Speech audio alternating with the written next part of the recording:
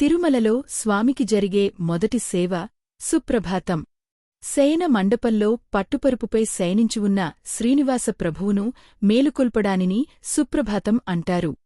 ప్రతిరోజూ తెల్లవారుజామున ఆచార్యులు బంగారు ద్వారం వద్ద కౌసల్య సుప్రజ రామ వంటి సుప్రభాతంలోని శ్లోకాలను గానం చేస్తారు.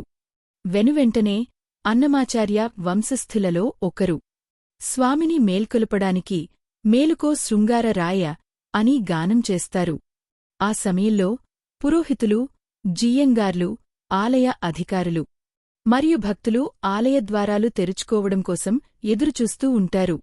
సుప్రభాత పారాయణం పూర్తయిన తర్వాత బంగారు ద్వారం తలుపులు తెరుచుకుంటాయి. ఆర్జిత సేవ భక్తులు కూడా భగవంతుని దర్శనానికి వెళ్తారు. ఈ సేవలో భగవంతుని తల నుండి పాదాల వరకు దర్శించడాన్ని విశ్వరూప దర్శనం అంటారు.